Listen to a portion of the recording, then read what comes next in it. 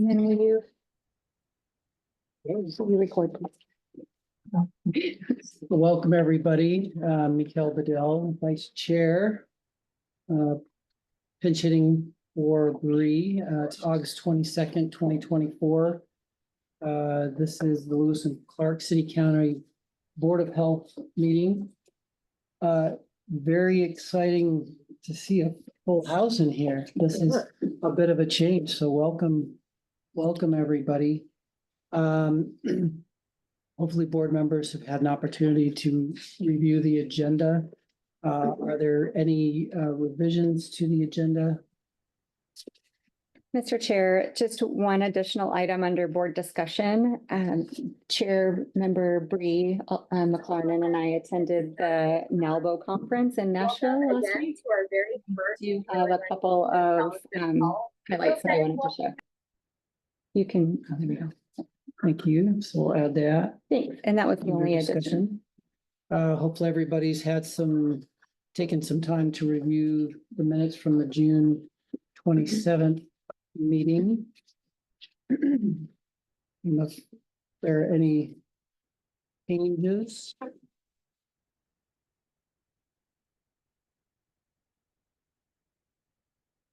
These were Miss Jolene's last set of minutes before she left us. So you can feel free to give her all kinds of Be as critical. be as critical as you want. Not hearing any or seeing any changes. We'll approve the minutes as presented from the June 27th board meeting. Last month seemed to be about goodbyes. This month is about hellos, it looks like. So we'll begin with introduction of new board members and go from there. I'm really pleased to introduce two new board members to the Board of Health. So Sherry Mosley is with us today, and so is Shannon Brown, and I'll just turn it over to them to give an introduction for themselves. And Oh, what would you like to know? Just a little bit about your. Okay, yourself so and maybe how you got here. I've always had a big interest in health, and part of my career being in business for myself, I was in alternative health for 13 years. But I've been a businesswoman for 30, almost 40 years, and more than that, 45 years, small business. And my dad was made and installed septic tanks, so I get the whole drain field thing, groundwater, all that kind of thing. He dug a lot of perk test holes, and and then just experiencing COVID probably prompted me to get on the Board of Health, just to kind of stay on top of that and what's coming in the future. Great. So Welcome. thank you. And I'm Shannon Brown. I'm a healthcare attorney. I work for the Department of Public Health and Human Services, representing healthcare facilities. My interest in joining the board was primarily, though, based on somewhat that experience, but also my experience previously as a prosecutor and sort of, understanding the different ways in which kind of traditional public health issues intersect with the criminal legal system, and being in a more preventative role rather than a reactive role within the system. And so that's sort of the sort of behavioral health aspect and mental health aspect of public health was my initial interest, but I'm very excited to be involved in the entire breadth of what the Board of Health oversees. It's quite a bit, and I'm excited to learn a lot. Great, thank you. Can I add a couple things? Sure. Yeah. So I'm semi-retired and I do property management, but I had Montana Records Management for 13 years. And so was part of the whole HIPAA, we enforced a lot of that, HIPAA and IACT and all those kind of things, and FACTA. And been married to a contractor, a politician, and now I'm married to Randy Mosley, he's the retired adjutant general. So, and I feel like I just have a lot of broad experience to kind of bring to the board. So I'm really happy to be here. Thank you. And just for context purposes, Shannon Brown is the representative sitting on the Board of Health as this resident living in the city of Helena. So Justin Mergel's position, so he was, after his 6 years of service to the board, he is now done, and that's the position now that Shannon sits on the board. And then Sherry is a resident living in the county. So that was Catherine Weber previously, and so now Sherry's with us. Just so Great. everybody has within context where everyone sits as far as their positions on the board. Great. If the other board members wouldn't mind quickly reintroducing themselves to our new members. Sure, I'll go first. I'm Lisa Kaufman. I currently work for the Department of Environmental Quality and Public Water Supply Bureau. And I've been there for 14 years. Previous to that, I spent 20 years as a county health sanitarian in Indianapolis, Indiana, doing septics, wells, water quality, that sort of stuff. And I'm serving my second term. I am County Commissioner Candace Payne, and I know I spoke to you on the phone. I didn't talk to you, I'm sorry. And I'm here because the taxpayers elected me to look out for their best interests. Now, I know there's a lot of healthcare people here, but there are also a lot of people out there who are having trouble paying their property taxes, and they feel like they're just overwhelmed with taxes. And so I want everybody to be healthy, but I also recognize that we've got a financial issue that has got to be addressed every year. Brenda comes in front of the Board of County Commissioners and, provides us with a budget, and we have to work with that. And I'm also interested in healthcare, of course. That's all. And Mayor Harris. Yeah, Colin? sure, I'm here. I'm Mayor Kelly Harris. I'm here representing the residents of East Tona, Montana. That's about it. Thank you. Not enough. Mayor Collins, can you hear us now? Practice session. Well, he's welcome to chime in when he can hear us. And I'm Mikhail Bedell. I'm currently vice chair. I'm family medicine in practice for about 25 years, 28 years almost. Here with St. Peter's Health for the last 7 years, and this is, I think, starting my 6th year on the board, second term. So I'm the physician representative to the board, or health member to the board. And we are missing a couple of board members today. Our chair, Bree McLarnon, she is a realtor in town, and her position on the board is general public or consumer of public health services, which really we all should say that we are consumers of public health services. And then we are also missing Rex Welts, who is the superintendent of public schools. So he's on the board in that capacity as the superintendent. So we have our 3 elected officials from each of the 3 jurisdictions. And then Lisa, of course, is our environmental health science, somebody with an environmental health or science background that sits on the board as part of the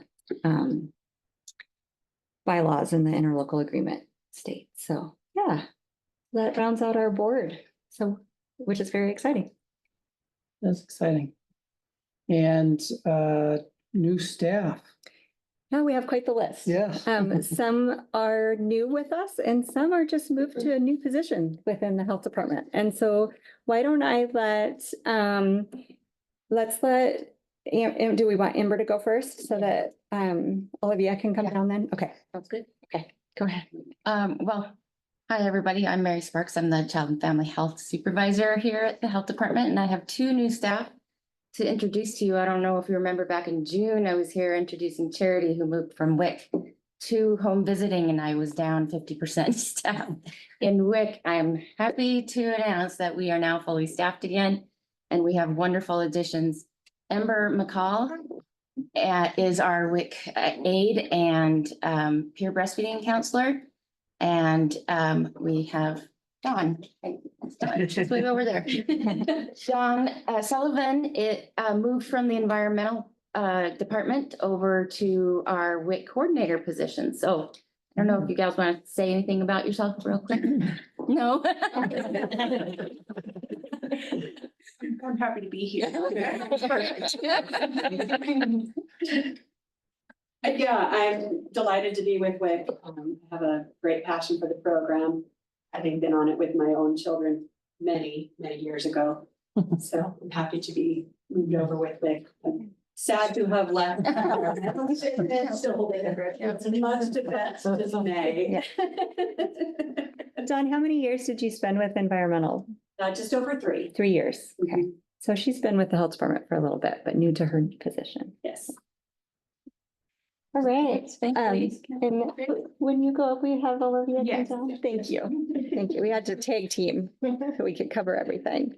Laurel, do you want to go next and hit your step? I would be happy Okay. to. I have 2 people to introduce. One is a public health nurse, Heidi Watson. She is joining us. She came from Missoula County Public Health and she was doing immunization work in Missoula. She also has a certificate in pediatric nursing. So we like that part as well.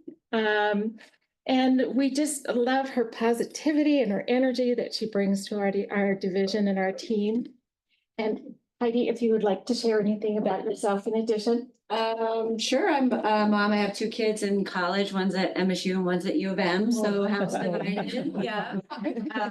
My husband is, I'm here from his. dance offs? Maybe. That's later. I'm here because of my husband's work. He's the executive director of school administrators of Montana, former superintendent. Yeah, happy to be in Helena, happy to be in public health, love public health. So bit by the bug. So yeah, it's great. Wonderful. Thank you. The other person I am going to introduce is Joni Brooks. She was supposed to join us online, but I don't see her there. But I'll just tell you that she has worked with us for years with the COVID response, most recently as a temporary employee in the immunization program. We have hired her on as an as-needed nurse. So she does things such as our outreach events,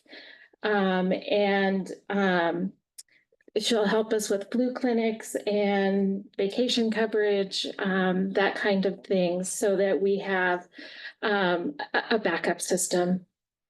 So we're happy to have her on board as well. Thanks, Laurel. And I think that was all of yours, right? It was all of mine. Nina, do you want to go next? Beth, you want to go next? You have to. My brain went to Janet for some reason. I'm like, we want to introduce Janet, but who's doing it? Beth Norberg, Environmental Program Supervisor, and while I was sad to see, oh, come on in, here she comes. While I was sad to see Dawn leave, we are very, very happy to have Janice here. She's at the end taking minutes for today's meeting, and she's our new Administrative Assistant for Environmental Health. So we always joke that she's actually just wrangling, herding us sanitarians and making sure we're in line and that we're doing anything right. So we really value that she's here with us.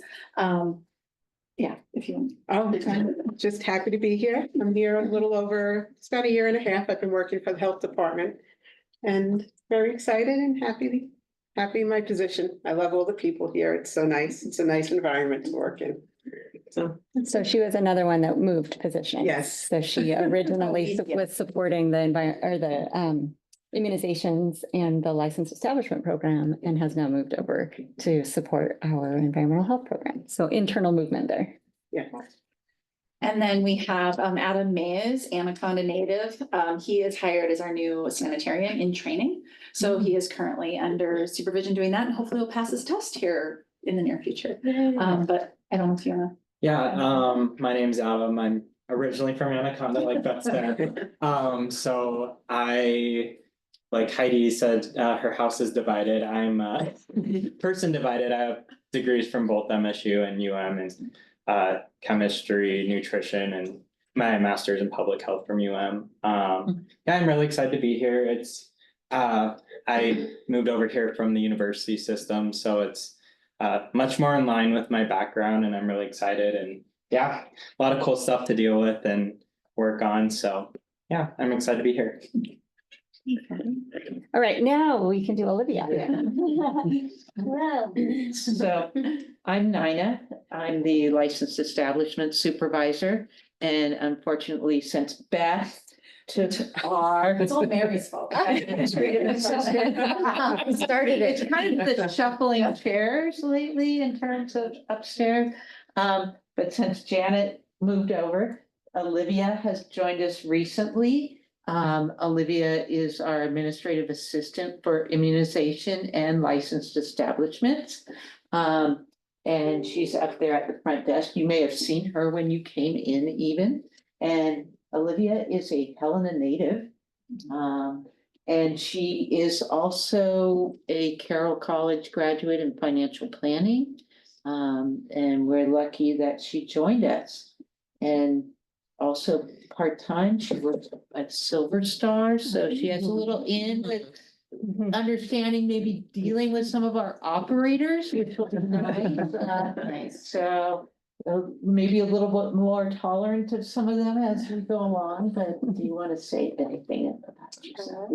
I'm just happy to have the opportunity to be here and learning way more than I ever thought there was involvement with, and I'm very excited to know everything. I'm glad to have you, Olivia. Yeah. Thank you. And that comes to Sandy on the list that's listed there on your agenda. And Sandy was supposed to join us this week and she is delayed. She'll be delayed joining us. And so we'll have to catch her at a future meeting. So hopefully soon, but. So that's it for our new staff introduction. Wonderful. Yeah. Thanks, everybody. Welcome. Thank you. Thanks. Welcome. All right, we will, oh, you're still up. Yeah, sorry. Now I am thrilled to be able to introduce you to our quarterly award winner. So each quarter within the health department, there are nominations that are gathered for our employee of the quarter. And these are peer nominations. So the management or leadership within the department, we don't select. These are nominations that are provided by peers.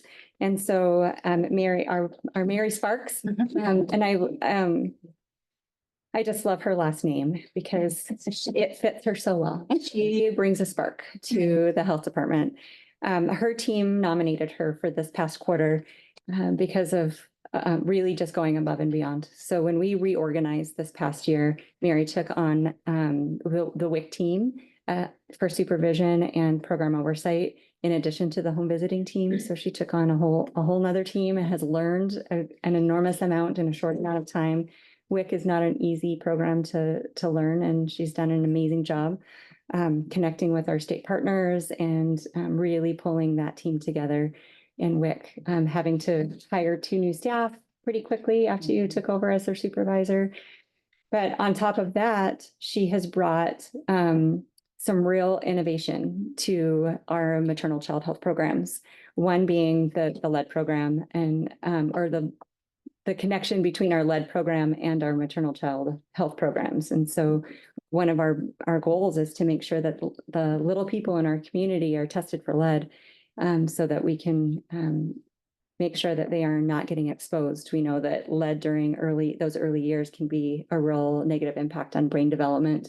And so Mary works really closely with Beth to make sure that these littles that are coming through for their WIC appointments are getting tested for lead. And then if those are elevated, then Beth jumps in and helps to do the evaluation and figure out where the exposure is. And that was a brainchild of Mary, just trying to figure out how we can do a better job of getting those littles tested. And the other big collaboration that was also really spearheaded by Mary is in cooperation or collaboration with our public health nurses. We have increasing numbers of congenital syphilis, which is syphilis during pregnancy. And those numbers are rising across the state of Montana.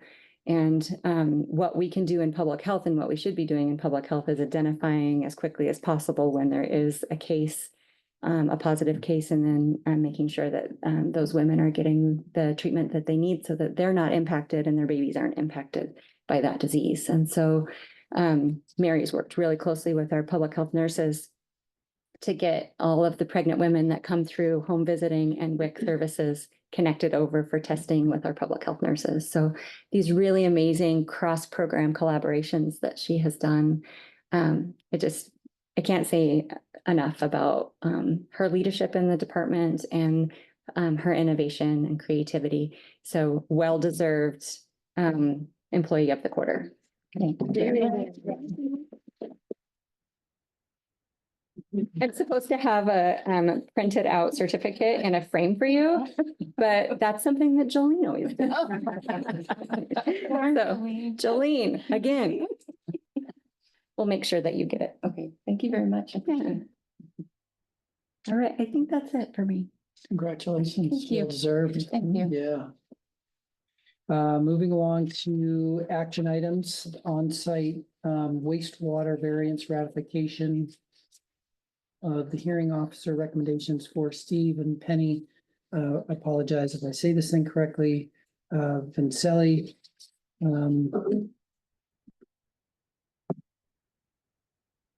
Lisa, would you kindly introduce the matter? Sure. Thanks.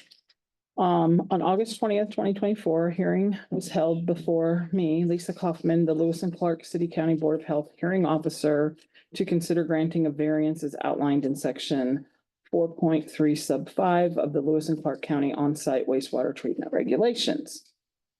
The variance hearing was held for the property at 1820 Lincoln Road East, owned by Steve and Penny Vincelli. When the property was purchased by the Vincellis, there was an existing 3-bedroom single-family residence located on it.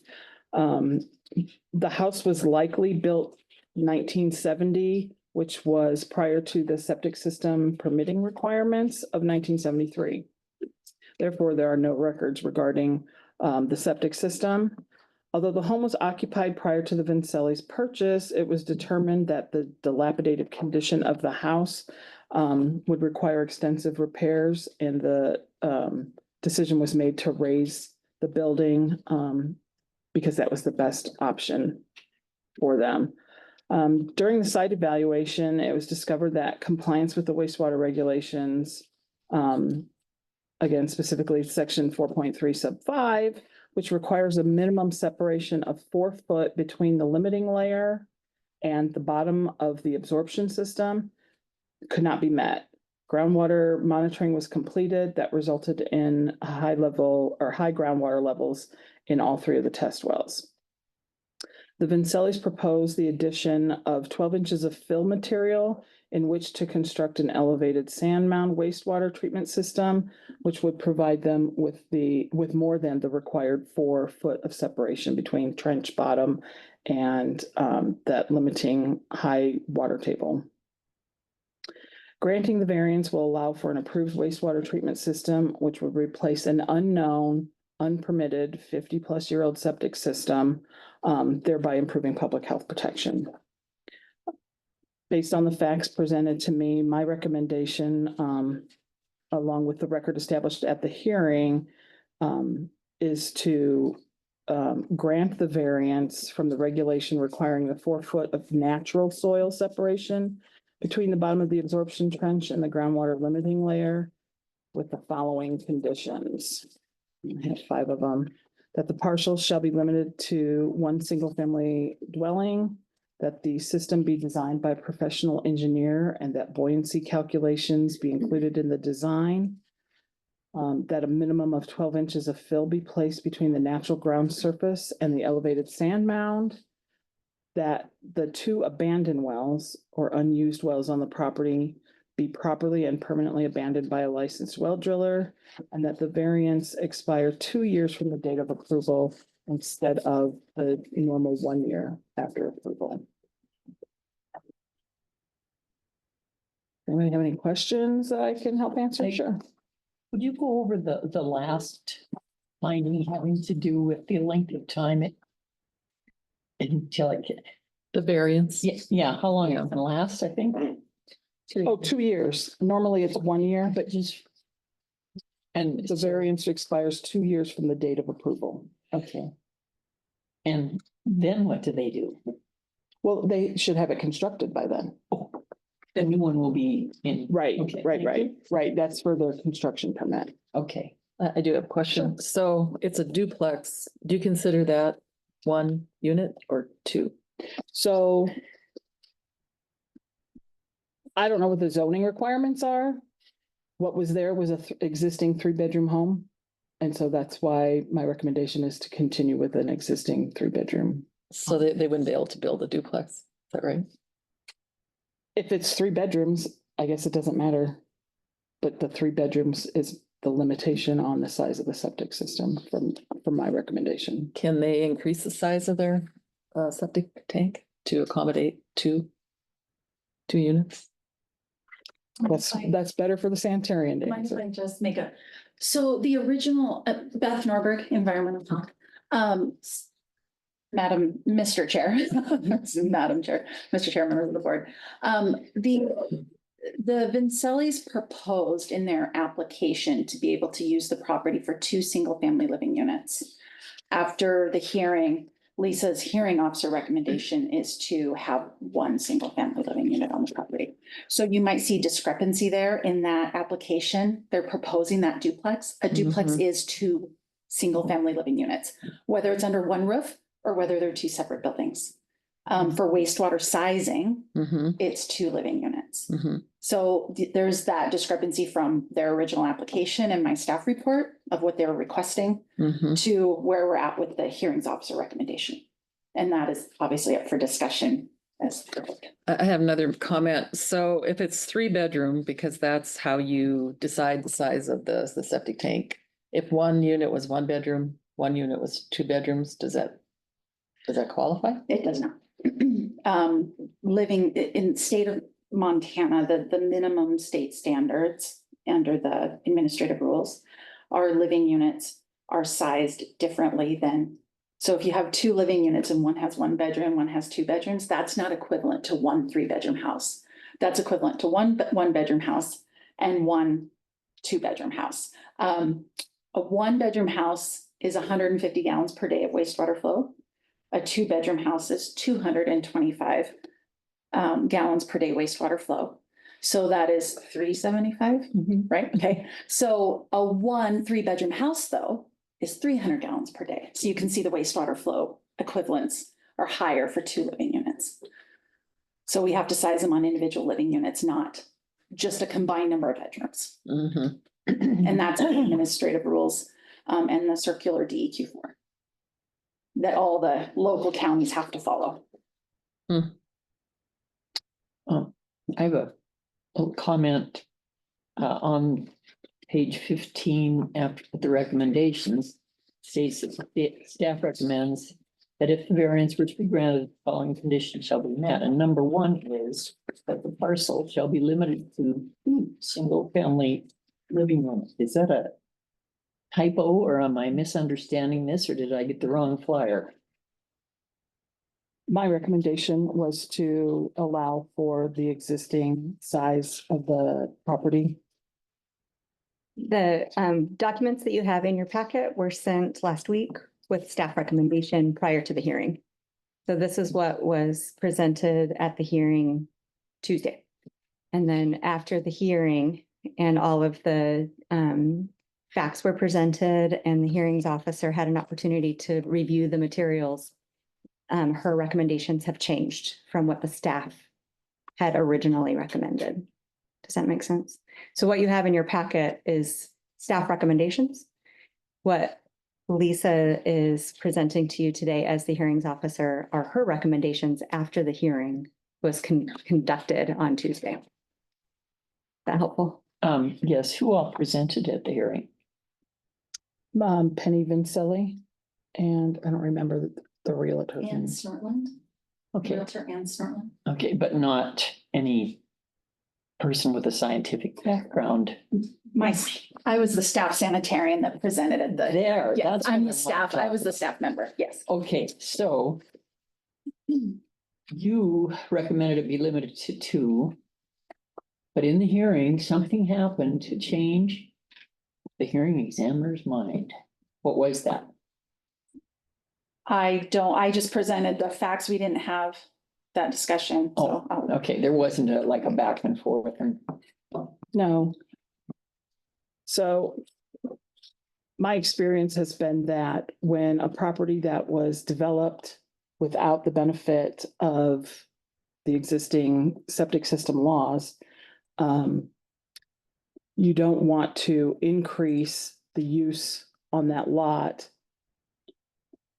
when they can't meet the bare minimum requirements. And so I'm comfortable with an existing house that had an existing septic system, and seemingly there were no problems, although we don't know what was there.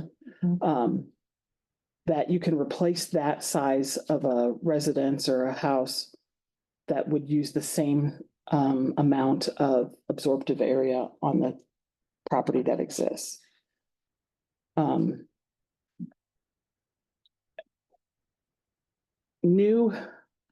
So I'm comfortable with the existing use and not increased use and not being able to meet the bare minimum requirements. If that helps. I still have a comment. So I know in other states, I think in Montana too, you can get septic systems that through a series of 3 different filtrations, you can actually water your yard with the end result. You probably wouldn't want to drink it, but you can water your yard. Is that an option for them? So they can present whatever options they wanted. What they presented to me was that they wanted to use 12 inches of fill soil for that property. So if they wanted to do, what do they call it, type 2 treatment, they could propose that. So I'm assuming that they either wanted to retire and live in one half and then have income in the other half. I don't know that it's any of our business, but, or if they just want the whole thing for income, but I'm just wondering if anybody that attended that meeting made them aware that that's an option. I did not. I don't know if meetings prior, if Beth, you had addressed. Yeah, again, Mr. Chair, members of the board, when we do the site work, we provide what typically would be the minimum requirement for wastewater treatment. So when we can't meet the 4-foot separation, the minimum would be asking for a variance from the Board of Health. That minimum is usually to put that fill down, put that mound on, give ourselves that separation, as much separation as possible. And that was what we presented to them. Now, in regard to irrigation, there is a provision for gray water irrigation in the Circular 4, which are the design standards for Montana wastewater systems. In my opinion, they're pretty prohibitive and costly. They are costly. And it's for gray water only. And that site, it wasn't, typically we would look at, okay, maybe you're going to be doing orchards or some sort of watering. It still has to be subsurface. It can't be sprayed over the ground surface. It's almost like a drip type of system. And it just didn't seem to fit in that box of what the use was going to be for that property of what they're proposing with the duplex. So we do go over all options, and the sand mound is what was landed on. And that was, they agreed to that, or you guys just recommended that? We recommended it. Of course, they agree. They're the one, they signed the application, the variance application. We go over that. I had a pre-application meeting with the applicants prior to even submitting application. That's typically what we'll do. So that everyone is aware. We have very specific also requirements in that application packet that is, these are your responsibilities as the applicant. This is my responsibility as staff. This is the board's responsibility. And so we lay those out with them before they even submit application for that purpose. So everyone, there's transparency there of what they're asking for. So. No, it's very comprehensive. I've read through it, It sometimes can be difficult. Yeah, no, I understood it. Yeah, that's kind of that. We had those discussions. So that's why the sand mound was landed on, I guess. Now there's other types of treatment units. It just didn't seem for this purpose to add more onto that. And the sand mound seemed to be adequate for the minimum standards. And they were happy with that? Yes. They were very happy with that? Okay. to my knowledge. Okay. Yes, they're great to work with, so. Yeah, no, I know them, so, Yeah. yeah. And Beth, can you also speak to the discussion that you've had with the applicant after Lisa's change in the recommendation? Yeah, so I did notify via email today, the applicant, that there was going to be a change in what was recommended by staff and in the hearing and what was discussed in the hearing on Tuesday. That was responded to that, thank you, just let us know how it goes. We're not, because I offered if you need to be here for any type of comment or want to say anything, you certainly can, because it is a change. And the answer was, nope, we're no comment at this time. We'll just wait to see what the board decides. So that was, Thank you. yeah. So would it be out of line for me to contact them and say, hey, you have options here that you could bring before the, another application type thing? If they wanted to, just so I was comfortable that they knew their options, because being a developer and being a homeowner and being a kind of a capitalist like I am, I think about those kind of things for, especially them, they're in the retirement age, that they really do fully know their options. I feel like I've covered those options with them, but I don't know what the protocol is as a board member for that. Yeah, so this is a legal proceeding. And so, no, it would not be appropriate for you to reach out directly to the applicant. Okay, it's good to know. Thank you. Great questions. Other questions, comments? Is there a motion to approve the hearing officer's recommendations regarding the variance application for Stephen Penny and Sally? So moved. A second. Do we have any public comment?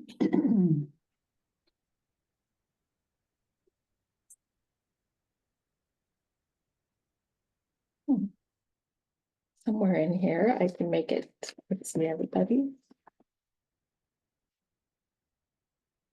I don't see any hands raised. Not hearing or seeing any additional public comment. All in favor of accepting the hearing officer's recommendations regarding the variance, please say aye. Aye. Any opposed? All right. Variance carries. Thank you for your recommendations. Next to the board discussion. All right. So the first item under board discussion is the year-end report, finance report. So you will find the documents that I'll be referring to on pages 30 and 31 of your packet. The first, slow me down, Commissioner Payne, if I go too fast. No, I will. She keeps me straight here. So on page 30, what you see here is a representation of the top of the page represents revenue and the bottom of the page represents personnel expenses only. So our fiscal year for the health department is aligned with the county's fiscal year. So it's July through June. And what you're looking at is our year-end finances as of the end of fiscal year 24. And so if you work your way, I should have highlighted this all for you in your packets, but if you work your way, so the very top where we have our revenue listed, across the rows until you get to percent of budget collected. And then down to the bottom, you'll see the figure 104.5%. So what that number says is that we brought in 4.5% more revenue than we originally anticipated. So that's a positive for us. We brought in more revenue than we thought we would when we built the budget last spring. And then if you move down to the second area on that page, these are our personnel expenses. So again, if you work your way over to the column that is labeled percent of budget spent, And then down to the bottom of that column, 86.34% represents the total expense related to personnel for the fiscal year. So we spent less than we had budgeted, by quite a bit, actually.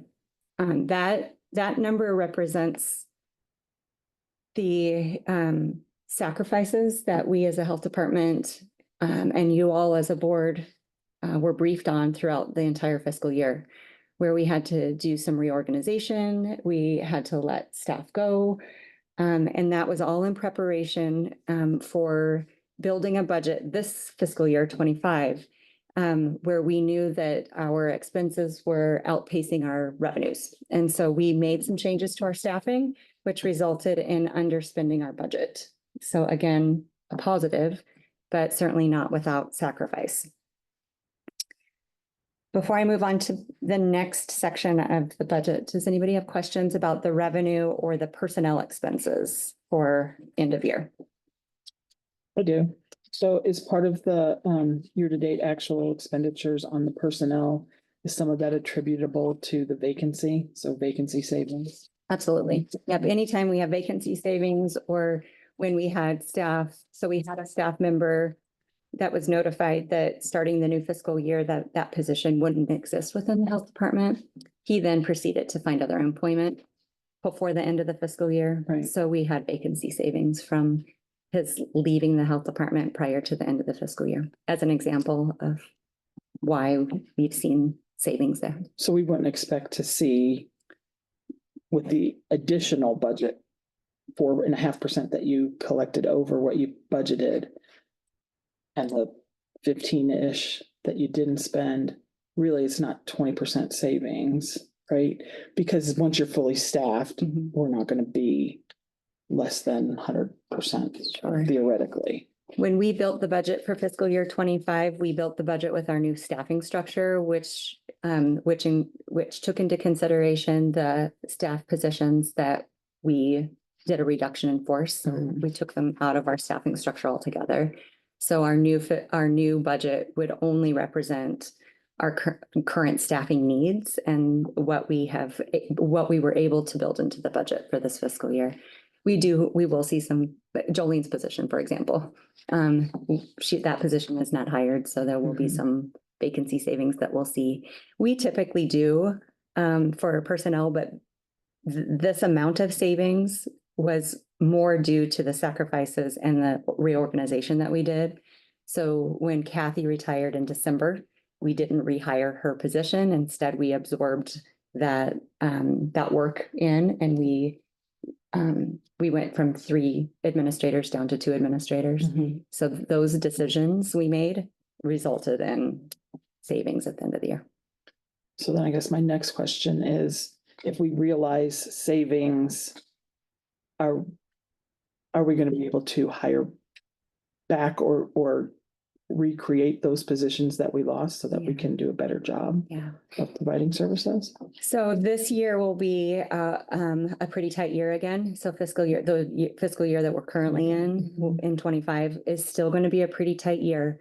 And we're going to monitor what the revenue is doing as we move through the fiscal year, and then also our expenses.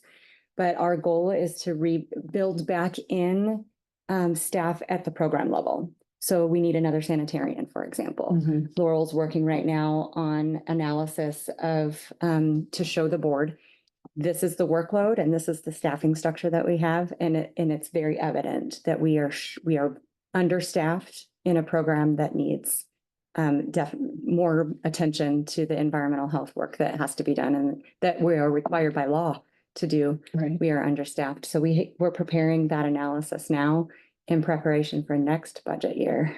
Okay. So, but this budget year, we probably won't see much as far as changes to our staffing, because we have to, as Commissioner Payne mentioned, we have an obligation to the taxpayers, as well as our other revenue sources, that we are careful with our budget. And this past year was really hard. We came uncomfortably close to, and at some points throughout the fiscal year, we weren't meeting that recommended 90-day of reserve. And it's because our, inflationary increases to our fixed expenses like rent and IT, and staff, when, it's a beautiful thing when the county decides to increase, cost of living by a certain percentage, which actually over a 2.5 year period, it was like 11% that was increased.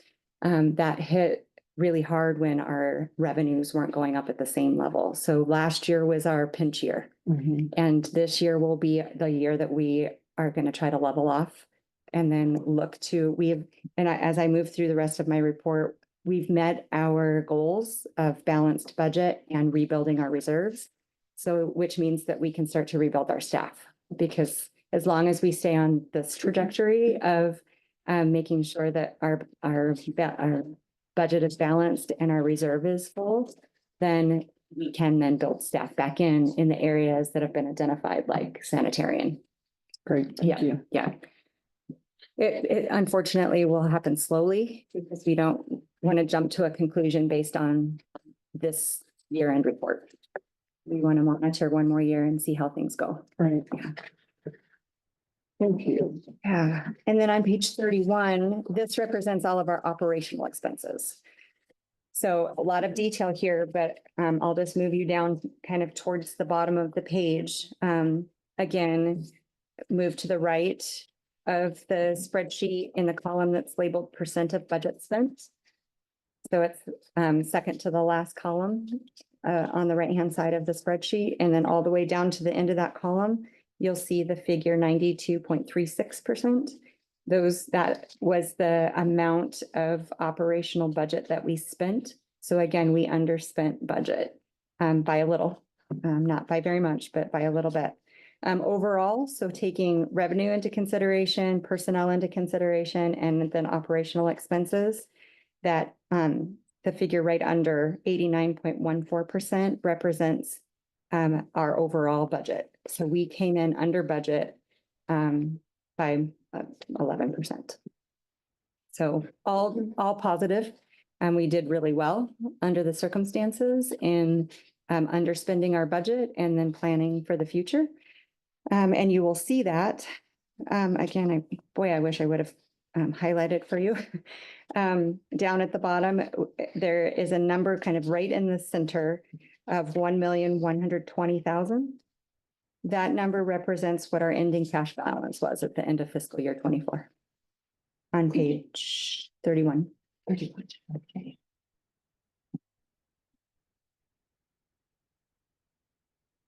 And so if that was our ending cash balance, $1.1 million, if you move clear to the left now at the bottom, we have two figures there. The bottom figure, it's 134. That's how many days of reserve that we have. The recommended amount is 90 days. So we're over, thank you. We are over our 90-day reserve. So our 90 days reserve would have been, the amount that we were aiming for was $754,000. And we landed at $1.1 million. So ended the fiscal year in a very healthy place. That is such a big deal for the old number crunchers up at the county seat. Our taxpayers are demanding this kind of thing. And the reserves are if there is an emergency. I mean, maybe we don't all run our households that way, but we run our budgets that way though, within the county. When I'm planning things out, I've got this nice little savings account over here and it does not get touched. It's got to be there, make the house payment or whatever else might happen. And this just makes so much sense to me and I just appreciate it. And we spent our reserve down during COVID because that was an emergency. It was an emergency. We were using funds. We were not bringing in the revenue that we normally would have because we weren't doing the jobs that we normally would have been doing, which means that we were tapping into our reserves in order to pay the bills. And so the reserves got spent down during COVID. Some CARES Act and some ARPA funds helped, but only for instances where we had to bring additional staff on. So when we brought on additional contact tracers, for example, we had ARPA and CARES Act funding to tap into. but our normal staffing, we couldn't use CARES funding to pay our normal staff. But we also weren't bringing in immunizations revenue like we normally would have. So I bet you we lost close to $600,000 in immunizations revenue over the 3 years that we were not doing our normal work. So we now are back to a healthy place and we did it in about a year. So with pretty significant sacrifice. A question about the rent. So you guys were in the city county building for a long time? A part of our staff were, our environmental health team was over there. So 7 staff members were located in the city county building. Okay, and they all moved here? They did. That was part of the sacrifices. That saved us about $46,000 in rent by bringing those staff from that building over to this building here. Is there room in this building for everybody? Barely. But And really? we don't have room for expansion. Mary and I were just having this conversation yesterday. We received a grant to do universal home visiting services, and she will need to hire a full-time staff person, and we don't have staff. We don't have room. So we'll have to, they're bunking in that office where the home visitors are. There's 3 people in that office now. So there's, we'll have to figure out where they'll be. Okay. I was just curious.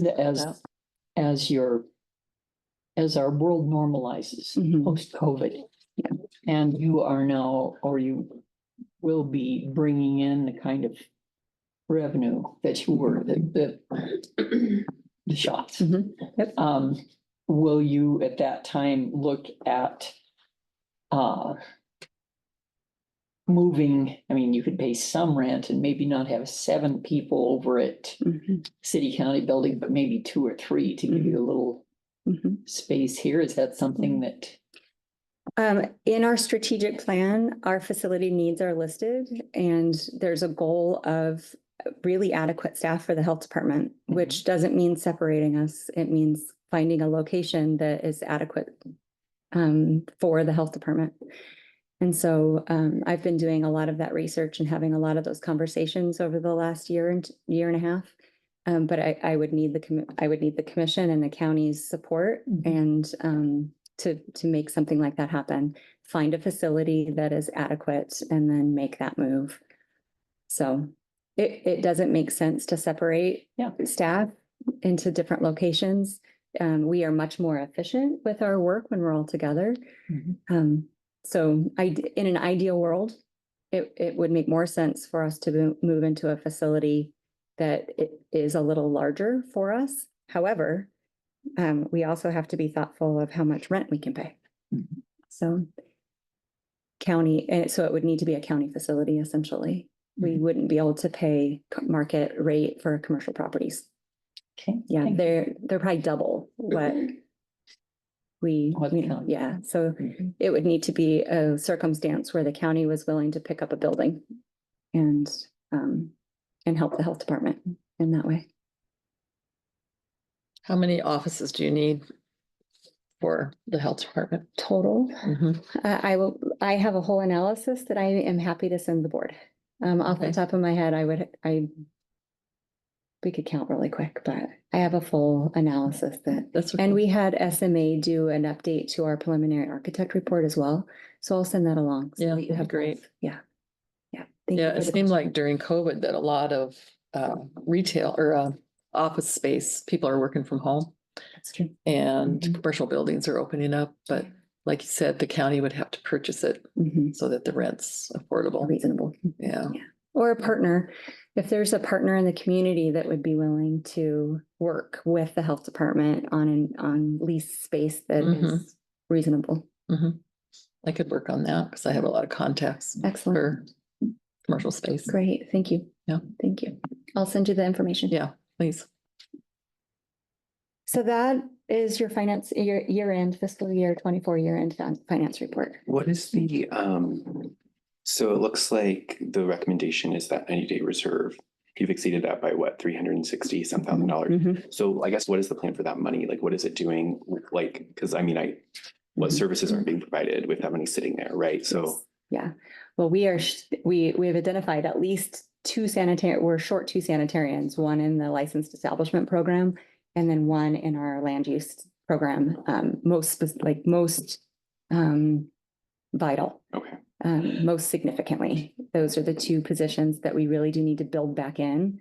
And so as we move through this fiscal year and continue to monitor how our revenue is doing, and I'm hoping that inflation has now simmered down to the point where we're like it's predictable at least, then we can start making decisions about rebuilding some of the staff that we need.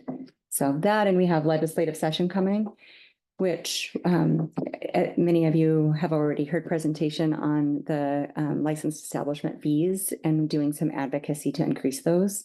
So that will all happen. If we are able to get those fees increased, that will help to build in a licensed establishment sanitarian that's gravely needed. So between those two programs, environmental health and then licensed establishment, we are based on the calculations of what the national standard is, we are way understaffed for the work that we have to do. So, which means we're not doing everything that we need to do. We're doing the bare minimum, barely, and burning our staff out. Would you add anything, Laurel? Those are her programs. Well, I think that's absolutely true. And we're simply looking at what's the balance between what the taxpayer should pay and what should the operator pay. Right now, the operator is paying about 14% of our local program. That means the taxpayers are picking up the rest of it. And the thought has been overall with a lot of the conversations that we're having, this should be more 50-50. And equity is also part of that question. You know, should everybody, I mean, if it takes 4 hours to inspect, should they pay the same as somebody that takes 30 minutes to inspect? And that's not the way, I mean, that's what it is right now. Mm-hmm. And those licensed establishment fees are set in statute, not an administrative rule. So the legislature has to take that up. They have to debate that and decide if those fees can go up or not. So that's work that's happening in the interim in preparation for the session across the state, not just our local program. It's every program in the state of Montana. And the work that happens is required by law. So it's not a program that we can just say, well, it's optional and we're not going to do it. In statute, Title 50, it says that we absolutely will do that work and we're required to do that work. And so therefore we have to figure out a way to staff it properly. Yeah. Can you give me an idea what it costs for an inspector to go in and do the establishment inspections? Just give me a general, what is a fee that you would charge? So fees are set at the state level. Right. We have two fees in a restaurant, for instance. That's the one that we have the most of in the county. Mm-hmm. One is if they have 2 employees or less, they pay $85 a year. If they have over 2, they pay $115. Mm-hmm. The time that it takes us to do an inspection right now is calculated out at $80 per hour. And so we get maybe an hour's worth of time, and we don't get all of those funds either. When they pay those license fees, it goes to the state. We get a percentage back. Oh, really? Yes. Hmm. The state keeps a portion for the state program.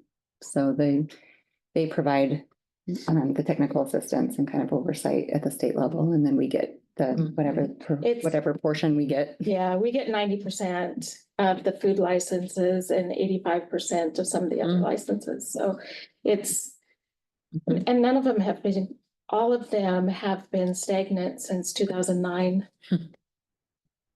Dorinda, could you also talk about the part involving the difference between inspecting Costco and inspecting, Mama Sita's place or something? Could you? Yeah, so which is what Laurel was just describing. So it's $150. What did you say that? 115. 115. But we get like $103 of it. So any establishment that has over two employees. Okay, so Costco, which has hundreds of employees, pays the same amount as an establishment that has 2 employees. That's three. Or three employees. Three employees. And the time that it takes to do a Costco inspection, granted, Costco is a good operation. So it's just floor space and we have to walk through the facility and talk with people. It'll take 3 to 4 hours minimum. And then you have your time to write it up and your travel time and those kinds of things. So overall, it costs 80 times 4 is 320. And that's for Costco. And then there are those that might take 2 hours to inspect, and they're paying the same. And it's just really, it's not fair. There's a lot of inequities in the way the fees are set up. So we have a statewide team that's been working on this, and we'll be working with a legislator to bring a bill forward during the session. Yeah. And Mako has agreed to be a supporter in that work. So I'm also hoping that each one of the citizens who's involved in the health department or the work they do talks to their legislator to develop a personal relationship, so you can call them. Okay, Bill, this is what I need you. Yeah. Because that's who, those are the people that elected them. That's who they want to listen to. So I hope we can all encourage everybody. And the business community too. I think they need to hear from the small mom and pop that's paying that same amount for a 3 employee facility as a large. I'm 100% on board with that increased fees. Yeah. Really, because that's really, those are old time fees that don't begin to even cover the costs. And Costco can absorb a heftier fee, in some of the bigger establishments. And we're being really I think that the team that's working on this is being really thoughtful on those smaller operators, the locally owned small operators, to help protect their business. But it is it's a cost of doing business, just like any other fee. So thank you. And I do think that the Board of Health will have an opportunity to engage in this conversation as we grow closer to the session. We'll be having community conversations about it. And then also during the session, the board will have an opportunity to, pass resolutions, even testify as a board member if the board chooses it. So I think there will be more to come on that one. Good. Anything more on the finance report that I can answer? Right, thank you. All right, looks like Mary's up. Okay. For her presentation. Great. Talk some home visiting today. I need to share that before I go there. Sorry. Do we have a page in here? You do not. Okay. I'm not that fast to get into the board package. I apologize. I don't want to be rippling through here trying to find it. No, but you will get notes afterwards. It's really fun. There we go. Great. Oops. That's okay. Maybe I will just hand this to you that'll work. instead of trying to do it for you. Okay, thank you. Good afternoon, everybody. Mr. Chair, members of the board. Thanks for being here today. Thank you for allowing me to come and talk about home visiting. I don't have my staff here, but I wanted to let you know who they are. Katie Maslowski is our parents' teachers, parent educator. She's been here 6 years, almost exactly 6 years, on the 6th of September, actually. Marissa Johnson is our nurse. She works in our Nurse Family Partnership program. Charity Middlemiss is who moved from the WIC program over to home visiting and is now a parents' teachers parent educator. She also does the Montana asthma program. So she's an asthma educator and me. So we have those 3 home visiting programs right now. I'm going to talk about each one of those a little bit. And then, like Brenda mentioned, we were awarded the universal home visiting program. So I'm going to talk a little bit about that one too. So the first one I want to touch on is parents as teachers. Parents as Teachers is for pregnant women and families with children up until they go to kindergarten. So Katie's been here 6 years and has just recently graduated some of the first babies that she had on her caseload. So this is a program that really builds long-term support, long-term relationships with families and offers that kind of support. The three main areas for Parents as Teachers is parent-child interaction, child development. So she's looking at developmental milestones. And then she is assessing the whole family's well-being, meaning she's connecting them to other resources in the community as needed. So every Parents as Teachers visit needs to contain those three elements in some fashion. How do you decide who you go visit? That's a good question. Parents as Teachers so with the state, it is federally funded, but goes through the state.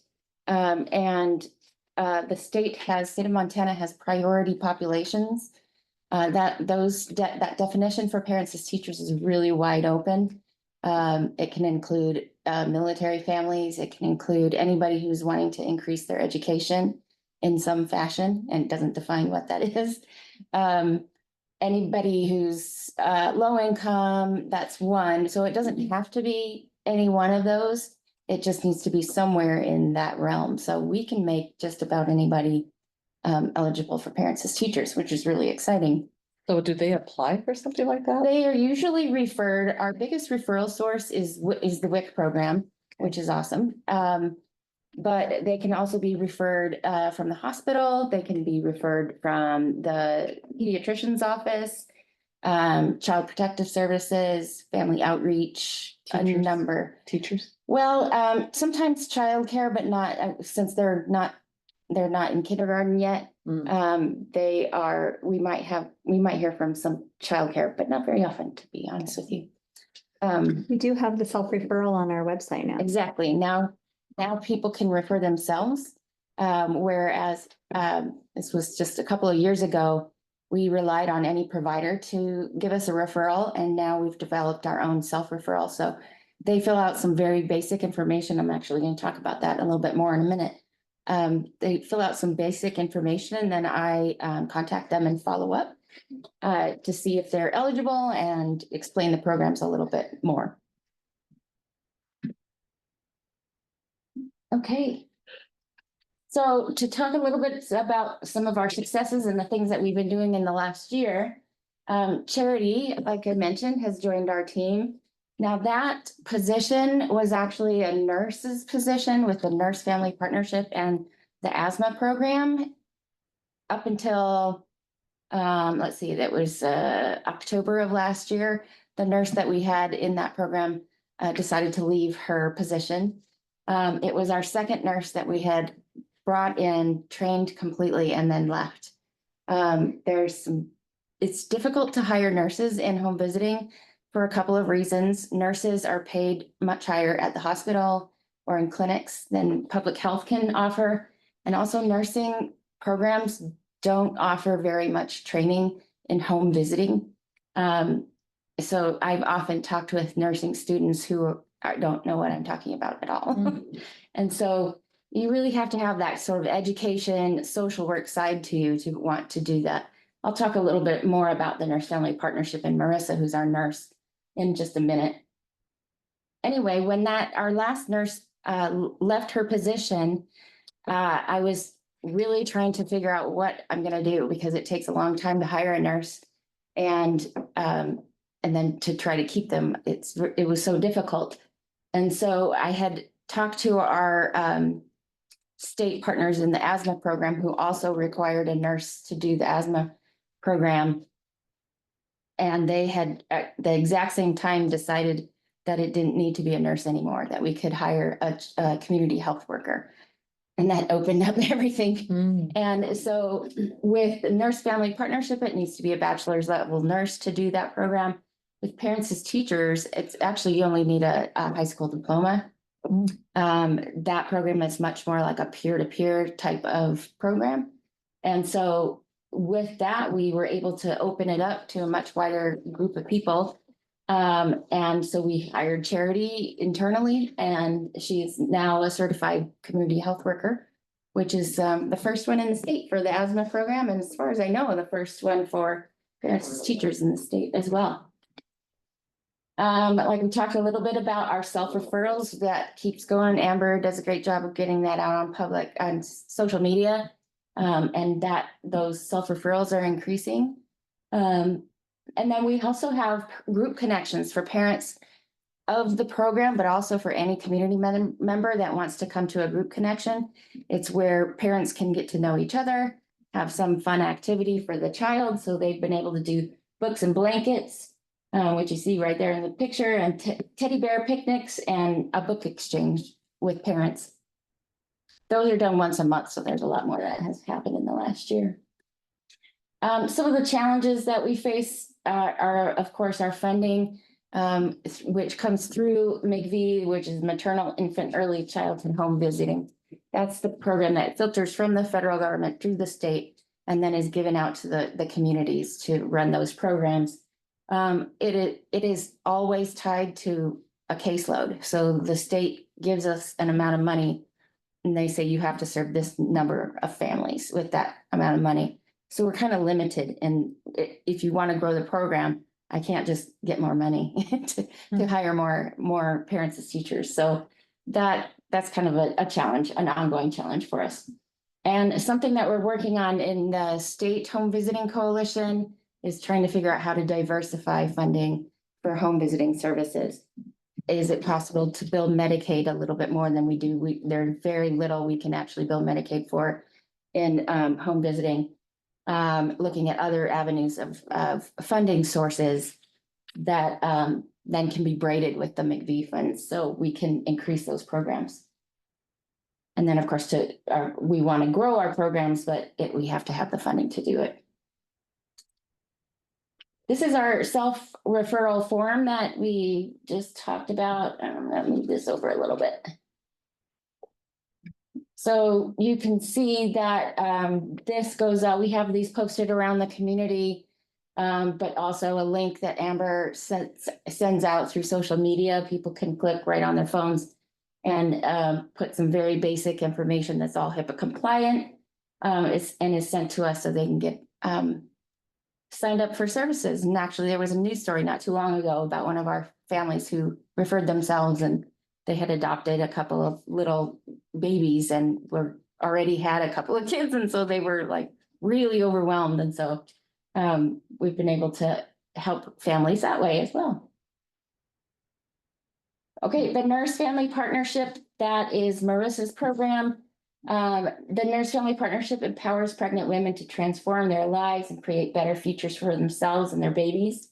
That program was originally designed to work with first-time moms before 28 weeks gestation, and Montana has decided to expand that to what they call NFPX, and that just means we can we can enroll a woman anytime during her pregnancy. It doesn't have to be before 28 weeks.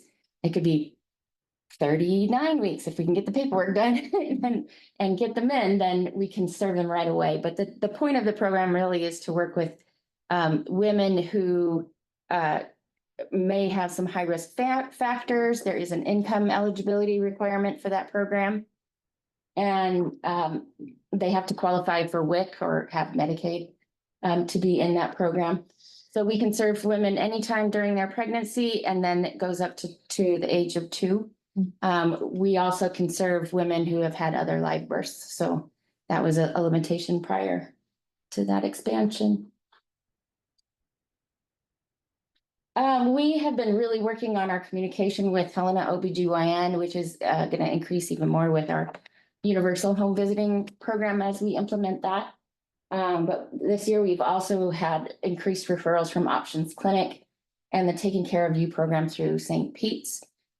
These are also groups, organizations that sit on our home visiting task force. And then, of course, the challenges continue to be the funding.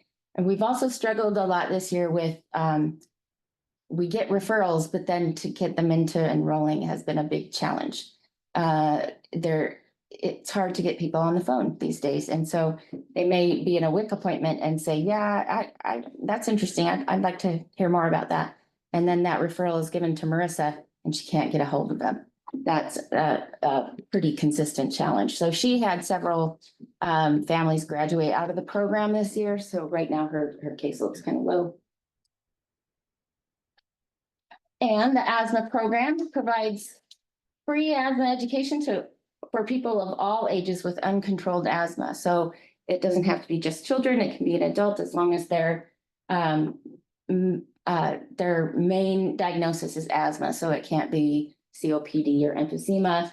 It has to be a main diagnosis of primary diagnosis of asthma. And then Charity has been trained as an asthma educator, and she can go in and help families learn or individuals learn how to use their medication, how to use their inhaler properly. She also assesses their environment, and so she can help reduce some of those triggers of asthma. We can provide things like bed coverings and HEPA filters for the home.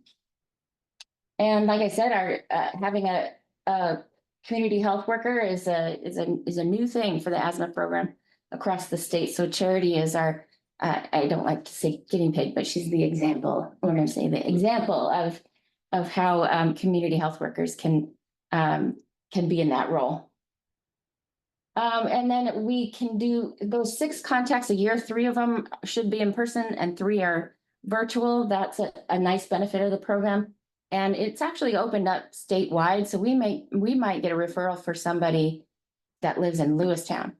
And so the state allows us to do all virtual visits in that case. So people who are more rural can actually still take advantage of the program. We did, after our nurse left and that position was open for a bit, we lost several clients during that transition. So that's been a challenge for us, but she's building the caseload up again. And universally offered home visiting. This is our new one. It hasn't gone through commission yet, but we have been awarded the contract. Now this contract is for a year and a half. The contract actually started July 1st. So it would go through December of 25, right? December of 25 for a year and a half, with the possibility of extending to 2 years. And within this time frame, we're going to be really looking for ongoing funding for that program. I'm so excited about this. This is an opportunity for every single person having a baby in the catchment area of St. Peter's to be offered at least 4 home visits. So that means we can do 1 prior to giving birth and 3 after, up until the child is 1 year old.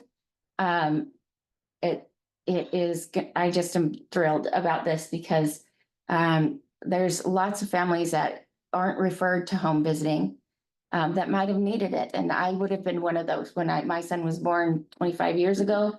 Nobody would have identified me as high risk or anything like that. I had a master's degree in special education, but my son was born in the NICU and was really sick. And I was terrified to bring him home. And so this is going to be offered to every single person. Of course, they don't have to have it. They can choose not to, but the home visitor will then help with things like breastfeeding, connecting to other resources. We are going to have that person become a car seat technician. So they make sure their car seat is correct and they have a crib and are prepared to have that healthy baby in their home. So the difference between some of the other home visiting programs, Parents as Teachers, and the Nurse Family Partnership, those programs are limited for us to be served only in Lewis and Clark County and Jefferson County. With the home visiting, the universally offered home visiting, we were allowed to expand that as we wanted to. So we aligned with St. Peter's. And so the 5 counties are the areas that we are intending to serve. We are going to be working really closely with Florence Crittenton. They were awarded the same grant.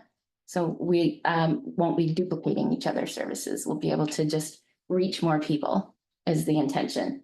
So we're also working with some other counties. Cascade County was awarded, and they go into some of them are, I think, some of them are Mar County. So we're gonna be coordinating with those other programs as well. And Butte was awarded, they go up into Powell, so we'll be figuring all of that. Mary, where does that funding come from? That's a good question. It is, so there was the preschool development grant. It is now called, in the state of Montana, it's called Bright Futures B5. But originally it was the preschool development grant. So that was $10 million to the state of Montana. And that group of people have prioritized certain areas. And the first priority was universal home visiting. So we're the first group that have been awarded any grants from that original amount of money. So yeah, it's very exciting. Unfortunately, the scary part is that it's a pilot project and we have to figure out long-term funding for it. Some other things that we've touched on that we do in home visiting is we offer car seats and cribs to families that may not be able to afford it. They don't have to be in our home visiting programs. They can just ask for a car seat, and we work with Healthy Mothers, Healthy Babies to get that for them. And then our home visitors are certified child passenger safety technicians, car seat techs. We applied and got a grant for this lovely training seat that you see there.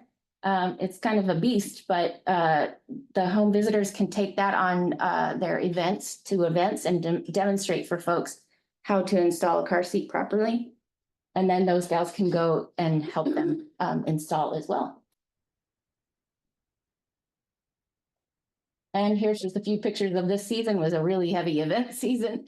And so having that car seat, you can see here the picture with Katie, having the car seat, the training seat available is a really big draw. People kind of look at it and want to know what's going on there and come in. And then they give them information on home visiting, immunizations, all the other programs that we offer. Within home visiting, we also have the home visiting task force.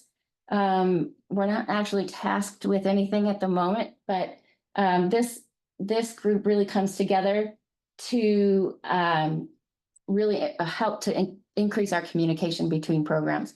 It's a lot of different organizations that provide some type of service in the home of families with young children or pregnant women.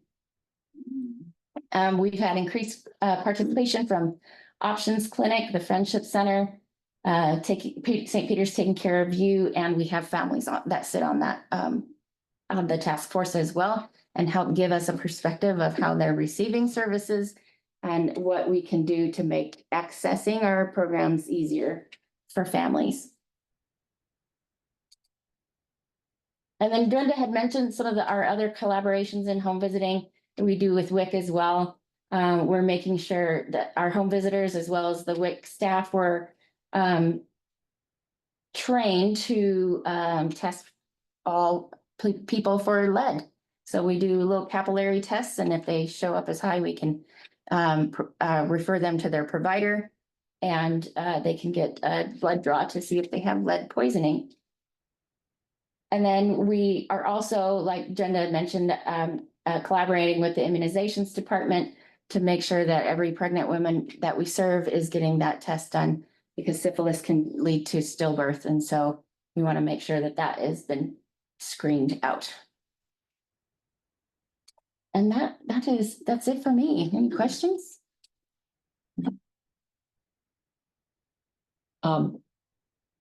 Once a month, we go up to Augusta, and they've had a home health care nurse in Augusta who is one of the families up there, one of the Cobb family members, I believe, and she's retiring. And are we going to be able to fill that niche? Is there somebody else who lives in Augusta who?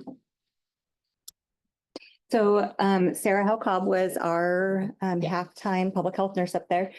She didn't do home health, but she definitely was, she's lived in Augusta forever. And everybody knows her. So it's going to be a pretty tough transition, I think, for Augusta to not have Sarah so available to them as in that capacity. So there's a couple things in the works. One is that we have the mobile clinic.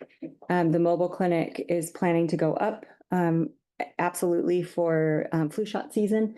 So they'll take flu shots, COVID vaccines, RSV, probably childhood vaccinations, anything vaccination wise can be available through the mobile clinic.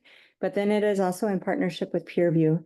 So they'll be doing some other screening, making sure that folks up there are connected to primary care.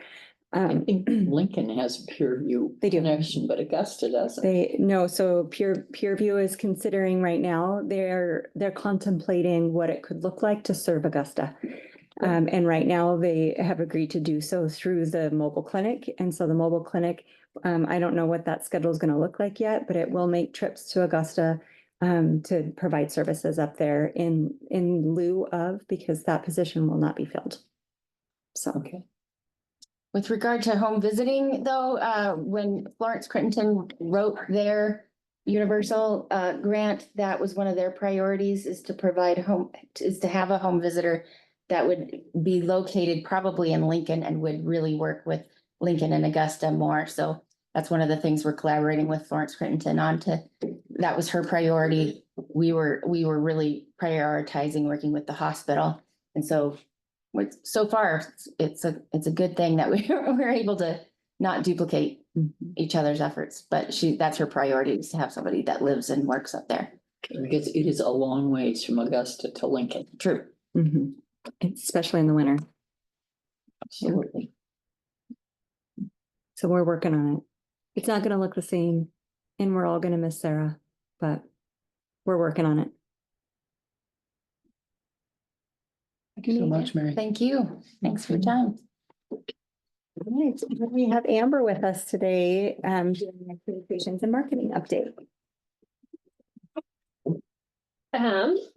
Chairman, members of the board, glad to be here today. Just kind of wanted to update you on some communications projects we're working on, which are all based on our strategic plan. As you know, you've approved our 3-year strategic plan. A lot of what we're doing is based on that strategic plan. The first page handout you're going to find, first I'll start by saying the goal, of my communications and marketing strategy is to basically educate our community on who we are, what we do, and why it's important. So I think for a long time, especially pre-COVID, a lot of times the only thing that people knew about public health was travel immunizations and maybe immunizations for kids. And, as our presentation by Mary goes to show, public health does so many good and beneficial things for our community that a lot of people don't even know about. And so it's been my joy to come in and try to help educate our community on all the many faceted things that we get to do to improve, just to live our mission, which is to improve and protect the health and well-being of all the residents in our county. So you'll find this. So written into our strategic plan is an alcohol awareness campaign. So I was not able to print this out in time to add to the board packet. So if you want to pass those around, this is a column I wrote. Can I have actually one of those? Okay. It's the column I wrote this last month called Montana Has a Drinking Problem. And so the point of this campaign is not to shame people who drink. I drink alcohol. Probably a lot of people around this table drink alcohol. The point is to champion sobriety for people who are struggling with alcoholism in our community, as well as champion moderation, because Montana leads the country in heavy drinking. Talked with our epidemiologist, heavy drinking, like Montana is #1. And as far as years lost to alcohol misuse, are all in the Mountain West or in the West, and Montana makes the top 5. So the years lost to alcohol in our community, especially given our small population, are pretty vast. And we know that the people that we are losing to heavy alcohol use are typically male over the age of 35. 2/3 of those years lost to alcohol and death related are, due to chronic illnesses caused by heavy alcohol use, and that's liver disease, heart disease, cancer. And then 1/3 of those deaths have to do with things like vehicular, crashes, suicides. We know that the correlation between suicide and alcohol use in our community is pretty strong. So the point of this campaign is not to shame people, or to tell people that they shouldn't drink. But it's just a way to have a conversation as a community and figuring out how, I always say that, that in order to like change culture and to achieve better health, I mean, it takes community participation. We can only do so much, right? Around this table, we need buy-in from our community. And so how do we create sober solutions together to help people who are struggling with alcoholism get the help that they need, as well as help people cut back? Because I'm sure as a doctor, you know very well the effects of heavy drinking are pretty hard on the body. People feel better. Yep. Just heard it this morning on a patient. So feel free to, this was published in the IR on Saturday. Now the questionnaire we've come up with, it's not scientific. I'm calling it a questionnaire rather than a survey. It's not going to be a Casper survey. It's not going to be a Pew Research survey. It's really just to start conversations within our community, because I think having community participation in this topic is really important. So we're opening this questionnaire through the end of November. I would encourage everyone here to take it, as well as I haven't really started pushing it out that much yet, but I will soon. And I would encourage you to encourage your friends, your patients, people to take the survey the questionnaire. Take it yourself, because everyone here on this table has an alcohol story. And, and again, this is not to say like, oh my God, alcohol is bad, you should stop drinking. Instead, like even one of the questions on our questionnaire is like, how has alcohol, benefited your life? A lot of people so far that have filled out the questionnaire talk about how it's just a nice way to connect, with their friends, or their family. So, or celebrate certain occasions, et cetera, et cetera. So this is just phase one. We're planning to we're going to hold some just community conversations in January. January is pretty famous for dry January. And so we're going to hold some community conversations with people about what it would look like to champion more sobriety and moderation in our community, and because every single, even family friendly events in Helena are they're filled with alcohol. Mhm. We even take our children with us to bars and to breweries. And again, that's not a judgment, that's just facts, right? And the facts are we're losing people to alcohol here in Montana, and people's lives are being, negatively impacted by it. Like you think of all the string of DUIs we've had in our community lately. So, it's an important conversation to have. It's part of our strategic plan is to have that conversation. And after we do have those conversations in January, hopefully we'll get together with a handful of interested community members, create a plan, and then do a campaign, hopefully with our partners, and not just reaching adults, but also reaching our teenagers, because we know that oftentimes high school is a pretty prime age when people start drinking, and they can drink pretty heavy, and we know that can have some pretty negative consequences. So I've got some dreams and plans for a year in advance. So this is going to be a multi-phase campaign, and this is just the start. So again, please share with your friends and family, with your patients, fill it out yourself. Yes. I have a question. So I'm always interested in statistics, and I've been alive long enough to know about Galen. When Galen was operating, they used to send people that were really bad alcoholics over there to dry out. So over the years, I've watched the laws change, DUI law, DWI, DUI, penalties, jail time, whatever. Do you have the statistics on that? Like what has worked and what has not? What is As far as treatment is concerned? As far as I know a lot of times you can't legislate or outlaw problems. They'll happen despite the laws.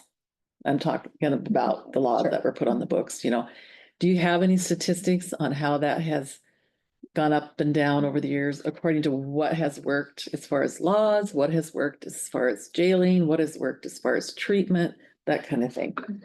I don't know. I mean, that's a question I could take to our epidemiologist. She's our data guru.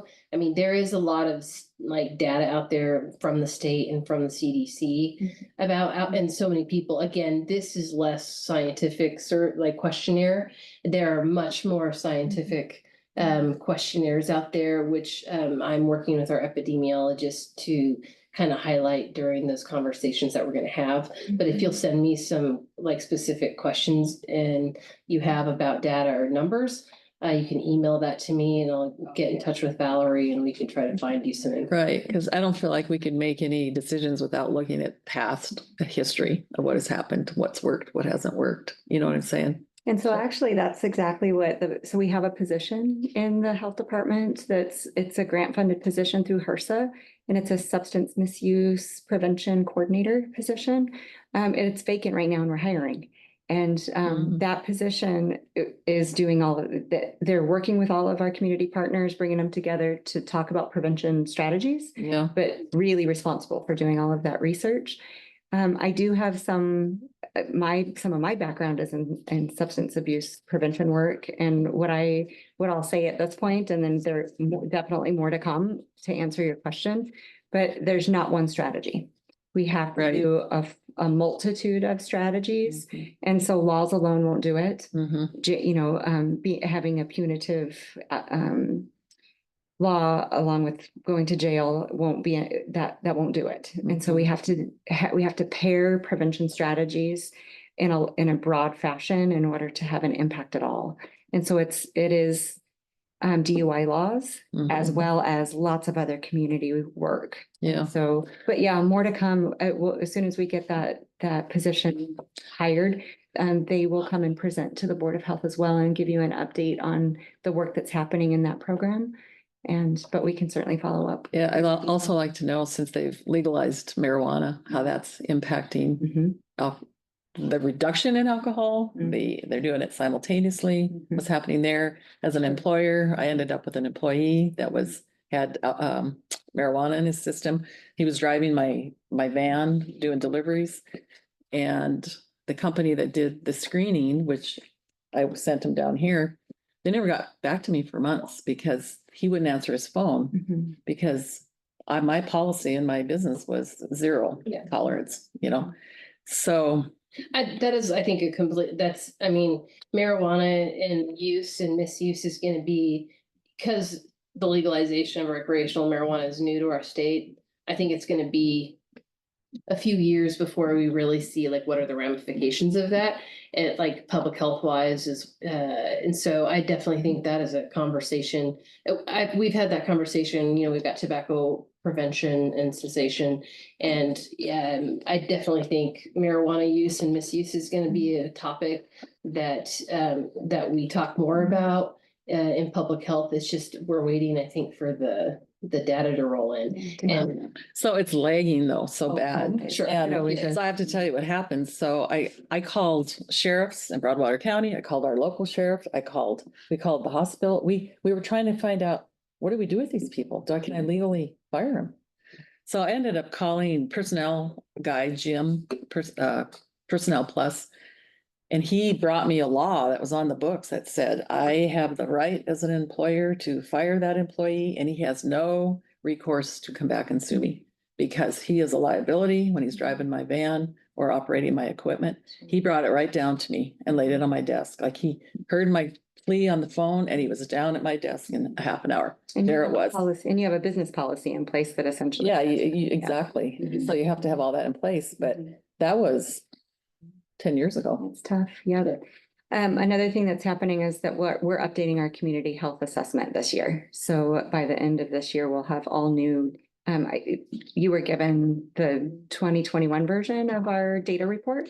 And so this year, 2021 was the previous. 2024 is the updated data report that we'll do for our county. It'll include some information about what you're talking about. That's coming in December. Is that It the one? is. Yeah, we're working on it now. It'll be Right. published in December. Disseminating all that. Yep. Yeah. Amber, what other forms of media do you publish these in? So people who are visually impaired or like, how do they participate in this? That is a good question. This is the start. Okay. I created this so it could go to the newspaper.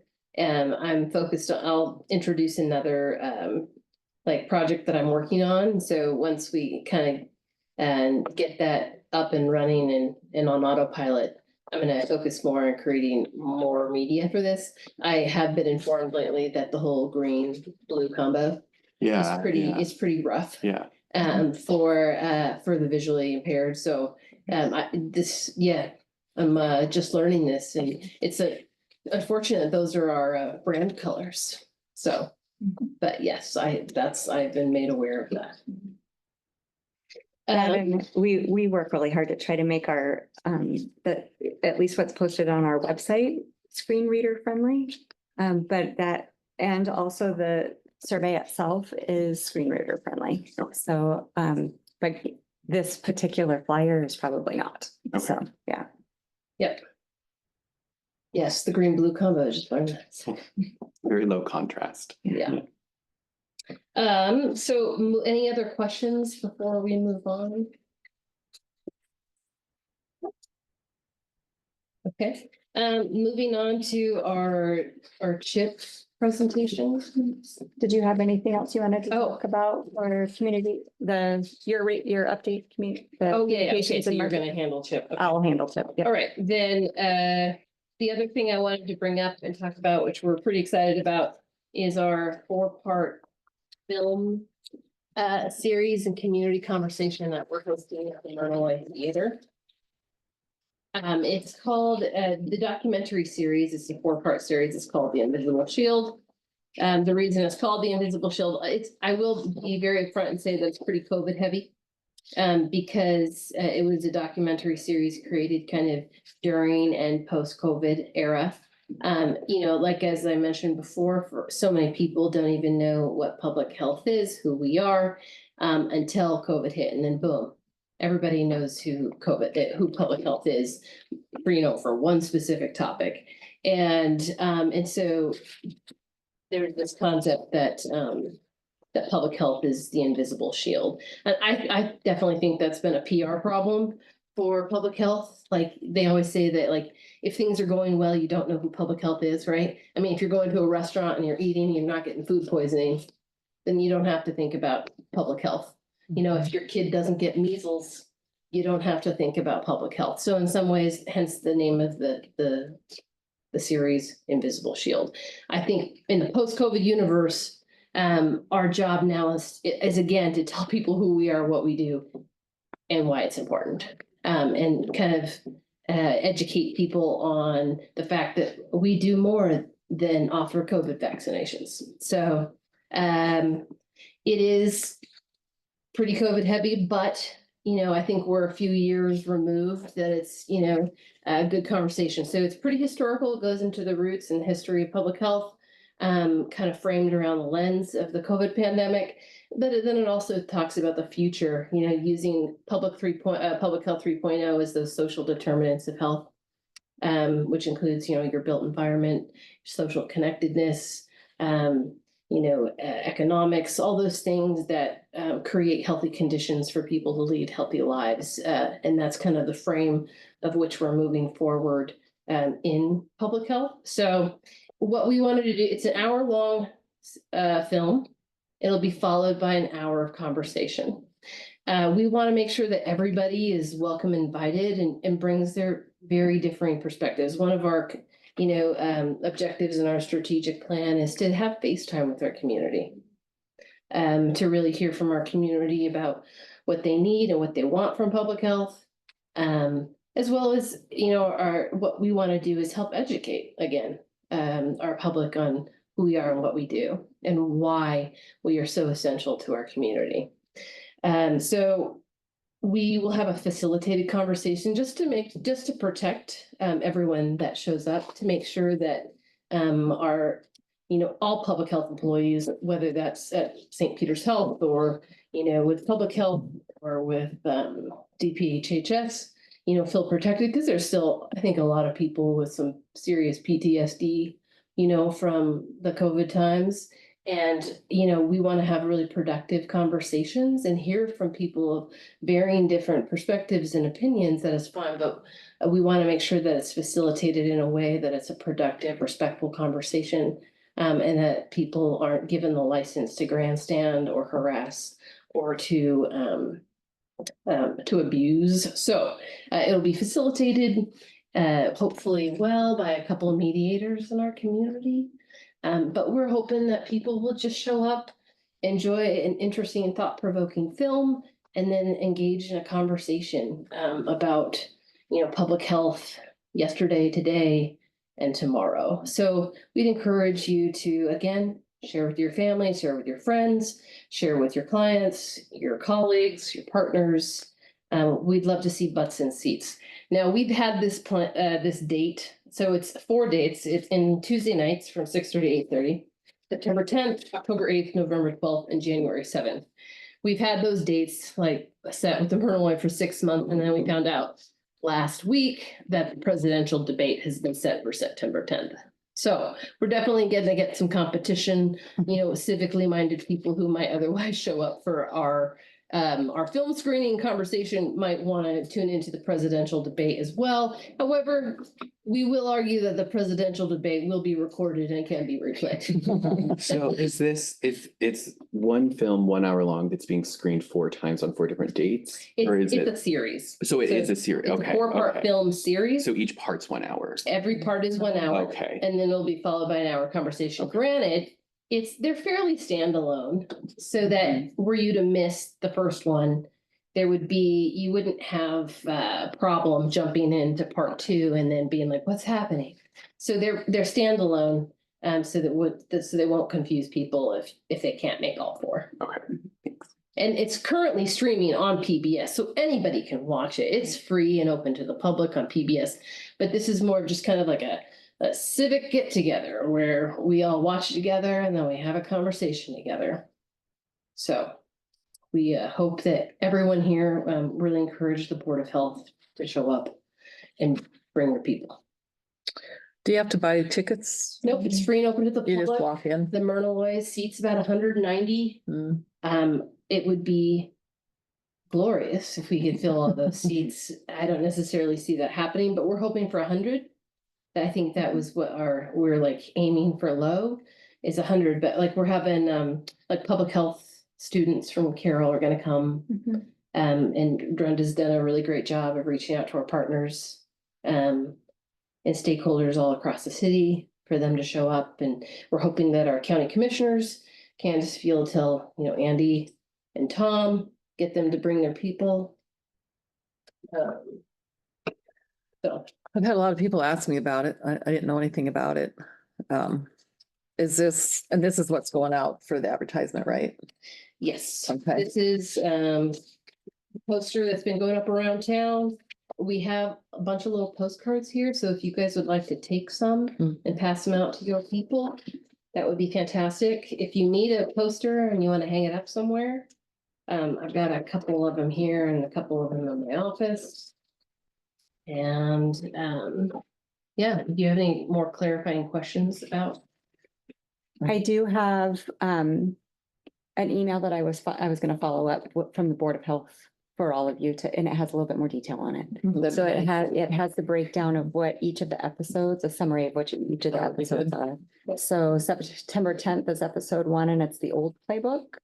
So discover how public health has doubled life expectancy, but the system is now in jeopardy. When the world has to cope with the COVID pandemic, the public health sector revisits the past to create solutions. And then second episode is following the data. Third episode is inoculation and inequity. And then the fourth is the new playbook. And so we received sponsorships from both St. Peter's Health and Northwest Energy. They covered the cost of the Myrtle Loy to do this, which is why we don't need to charge. And then the film the series itself is free through PBS. And so, but I'll make sure that you all get the follow-up email with a little bit more information about those episodes. So who created it? I think it was created by Bloomberg Philanthropies, and Mm, then they gave it to PBS.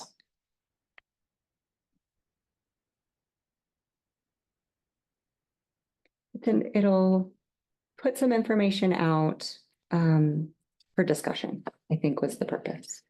So okay, it was an opportunity, it was an opportunity that presented itself that prompted community discussion. So may not be the most perfect material, but that'll also produce good conversation. So, yeah, I think it is a little one-sided. yeah, sounds like. Yeah. So Yeah, probably a lot of people I know won't go to it because of that, but it's gonna be very interesting to me. I mean, I'll definitely go to Yeah. try to get as many people as I can. yeah. What I really appreciated about it, and I come from a public health background, so, but I can see where it is, it's definitely biased to the public health world. But what I loved about it was, it really does a nice job of really helping to educate on the history of public health, like where we've come from and why we do what we do. That's what I really liked about it was, I think a lot of people have forgotten about the polio vaccination because it's not what, I mean, I didn't live it. And a lot of people that are living now didn't live it. Yeah, right. And we've forgotten about the Spanish influenza that happened 100 years ago. So that's why I thought it was a good opportunity to put it out there. Let's learn a little bit together, but I think the value is going to be through the conversation, the discussion of what it means as a community. And how we want to be. And it's, I think it's really important that, especially as, people on the Board of Health or on the commission, we've gotten in a culture where we silo ourselves, right? If the content is coming from somebody we don't like, then we're not going to watch it or we're not going to look at it, when it can be really helpful to leave the echo chamber. And To listen to both and sides. to listen to both sides, or to listen to somebody that you might not even agree with, Mm-hmm. and then be able to have a civil and respectful and productive conversation afterwards, instead of just flinging poo online. This is actually getting people to sit next to one another and then be like, oh, this is a human being and I'm a human being.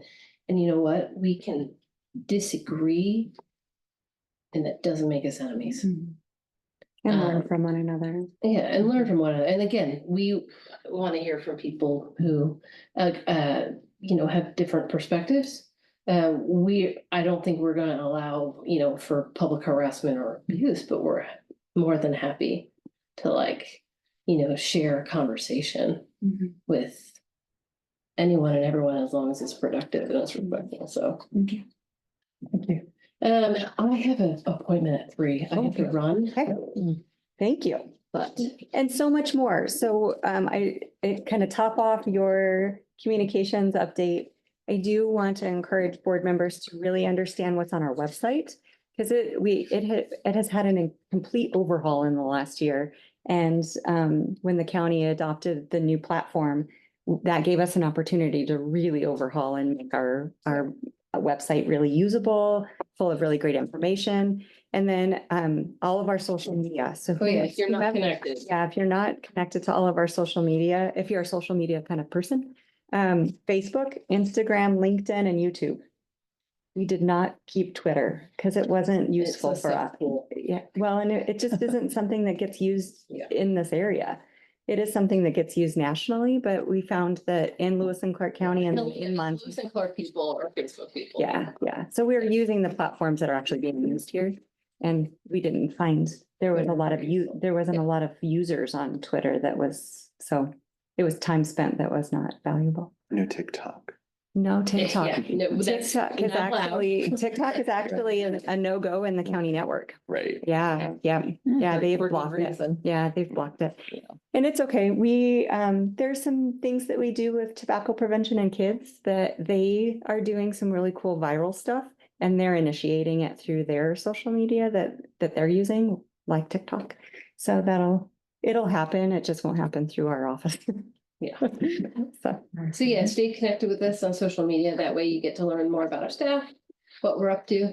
And you know, what you can participate in. So Yeah. encourage you to do that. Amber's done a great job of doing staff highlights on a regular basis and program highlights on a regular basis. And so you'll see all of that kind of happen through the IR, the column. There's a monthly column, so be on the lookout for that every month. At the beginning of the month, or It no. really depends. Oh, they, Yeah. okay. You've been It used to be great, thank you. consistent, but Thank you for reading. Yeah, and we're now going to government days every month. So we take that, I'll do a campaign every month, like this month is substance misuse and alcohol misuse is my campaign this month. And then we'll visit Augusta and Lincoln during government days and talk about it. And like in September, I'm highlighting our loss team. And you know, then in early October, they'll go to Lincoln and Augusta and present at our government days there too. So again, who we are, what we do, why it's important. And, you know, I can't be the only person that, you know, shares that message, and neither can Brenda, like Board of Health, commissioners, even just, I always say that we are all public health, all of us. So yeah, be part of the solution, make us a happier and healthier place to live. Spread the word. And come to our film series. we have a bunch of these little cards that if you want to take those back to your networks of people. All right, I have to run off about Yeah. equipment. Thank you Thank so you. much, Thank you. and members of the board. Thank you, Welcome, Amber. welcome, Thank you. welcome. Just being mindful of the time. Yes, which means that I will take 2 minutes. So the first minute, it will be about the NALBO conference and just giving you a couple of highlights. So NALBO stands for National Association of Local Boards of Health. You all should have received an invitation to be a member through your, because your email was shared. We are members of NALBO. So you have access to all of the resources that are available online. This was the first time we had an opportunity to go to the national conference, and it's because it was offered, we had a scholarship that we applied for. And so Bree, the board chair, and I traveled to Nashville last week and attended a 2.5-day conference. And so 2 things that I want to say about the conference. The first is the sessions that we attended were high quality. And we, in general, do a really good job as far as how the Board of Health functions. So that it was, what's the word I'm looking for? It was good, positive reinforcement that we're on the right track, going in the right direction. Because at the national level, what they described as far as governance structure and the way boards perform, we're right on track. So we're doing the things that they recommend for high quality boards of health. So that was the first thing I wanted to say. So kudos to all of you. We have really great participation. Some of the other folks that attended said that was one of the biggest struggles, is just getting board members to attend meetings and engage and participate. Look at this meeting. It was such a great conversation. We're in person for the most part. And so I think that, you know, kudos to you all for being a healthy, strong, vibrant Board of Health. The second item, there was a session that Bree and I attended that was all about advocacy and ways in which the boards of health can really participate in advocacy, both at the local and the state level and national level. Really, they had some good examples of boards of health that really tapped into some national advocacy work. But we'll have an opportunity here in the next legislative session. So we'll be sharing some of the tips and tools and tricks that we learned at the conference as we move into some of that work. But those are just a couple of the highlights. Bree may share more at an upcoming meeting. She's in a funeral today, in case you all weren't sure where she was. She's not with us for that reason, but. Brenda, could you tell me again what the conference, Yes, National Association of Local Boards of Health. Local is what? Local boards. So all the attendees were local boards of health members, as well as department directors from all over the country. Okay. And then on page 34 of your packet is the news release that went out, inviting everyone in the community to come and hear the annual presentation on our community health improvement plan. So every 3 years, public health in partnership with many other organizations in our community, St. Pete's, Peer Review, United Way, Rocky Mountain Development Council. Oh, public health, there's 5 of us. Did I say that? Yeah, there's 5 partners that come together and we do the community health assessment. And then right after the community health assessment, the community health improvement plan is developed. So what you'll hear next Tuesday, the 27th of August at St. Peter's Health from 9 to 10:30 is an annual update on progress made on the goals and objectives that are outlined in the 2022 community health assessment or community health improvement plan. So it will be year 2 of the 3-year plan is what you'll hear. And it will be really great to have all the board members either come in person, participate in person next Tuesday morning. But there will also be a virtual option it's during, I know, Andy told me right away. Every Tuesday morning. Every Tuesday morning. Yeah, public meeting for. Public meeting commission. of the Board of County Commissioners, and it just is what it is. It is, yes. So it is a conflict and we won't see our commissioners there for that reason. And it will be recorded. So those are options. So come in person if you're able. Zoom in if, so the link is available and I'll make sure that you have a fresh invitation at the top of your email inbox with the link. And then it will be recorded for those that can't participate. You will post it on our website, the recording, and you can watch it there. Good. Yeah. So it would be great. For our community health improvement plan, there are 3 priorities: housing, chronic disease, and behavioral health are the 3 priorities. And we have coalitions in the community who have taken responsibility for that work that's outlined in the plan. So they essentially will be the ones presenting on their progress. So the work that's happened over this past year. It'll be great. I went over time. I went longer than the 2 minutes I put. But that's all I have. You were close. I was close. 301. I don't know if anybody's out there. Do we have any public comment? There's nobody on there. All right, we're adjourned. Thanks, everybody. Thank you. Thank you. Love the meeting. It was a full one today. That's good.